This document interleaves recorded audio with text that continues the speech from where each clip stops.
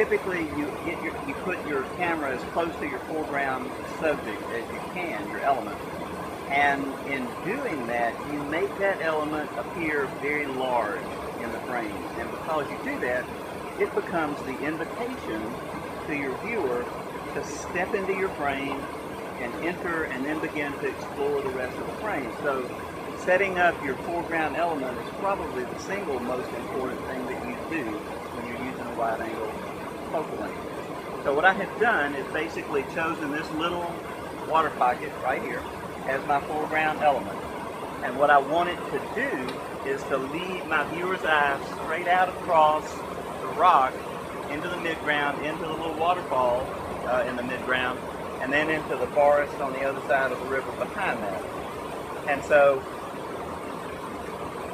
what I have actually done is the lens that I have on here is such a wide angle lens that I had to change my focal length. I'm actually down at about 25, 24 millimeters. Still very much within the wide angle range, but certainly not with the angle of view of 17, which is what I could do here. But I wanted to do that so that I could get as close to this water pocket in the bottom of my frame as I could.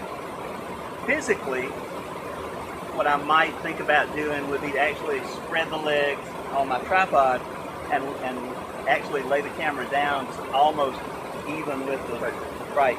That way I could probably shorten my focal length and get maybe back to 20, even maybe 18, 17 in terms of focal length. But just for the sake of what we're going to do, I'm going to leave it here, and then we'll zoom in and get to 24. So what f-stop are you using to get that? And excellent question. You typically use the smallest. As the closer you get to your foreground element, the more important it becomes to use a smaller and smaller aperture in order to achieve the greatest amount of depth of field. Because what you really want to do is you want your foreground element to be sharp.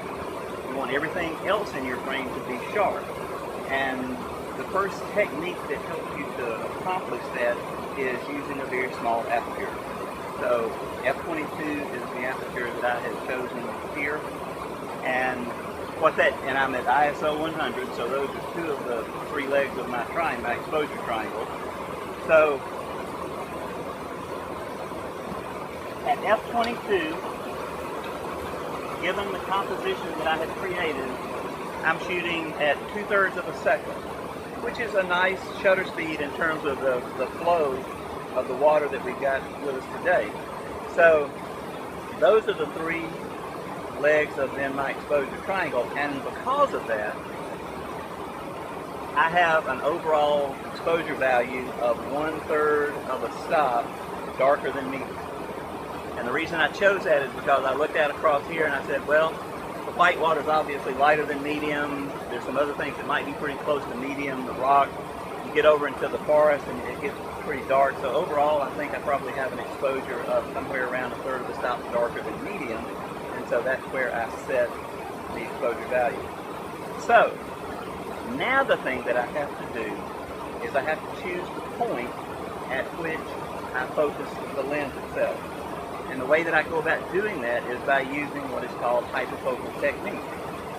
So hyperfocal technique basically says that you, when you choose the hyperfocal point, and there's a method of doing that. When you choose the hyperfocal point, everything from half that distance back toward the camera to infinity, camera infinity, is going to be sharply focused, which makes it just a wonderful way to tell a story because you get every element in your frame sharply focused, and your viewer then has the opportunity to explore the entire frame of your composition to tell or to receive from you the entire story you want to tell.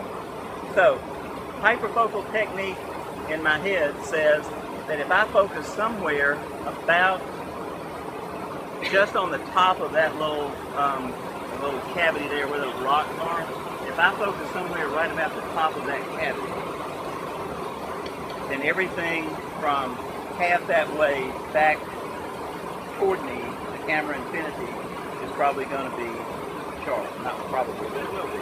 Okay. So that's where, in fact, I had focused the lens. So now, there are certain things that you have to think about anytime you use a wide-angle lens. First of all, by getting close to your foreground subject, like I said in the beginning, it's going to make that very large. A wide-angle lens by itself increases the apparent relationship between foreground, midground, and background. So the shorter your focal length, the more expansive the scene. Actually, it's because you're using a wider angle of view. But what the effect of that is to make the relationships between this, the foreground, that the midground, and that the background, seem to be expanded somewhat. So you have to kind of be careful about how you control those relationships, and there's certain ways that you can do that, and we'll talk about that later. Way cool. All right, I'm taking it as a focal point right about here. Okay. Think. And what focal length are you at? All the way down to 11. Okay.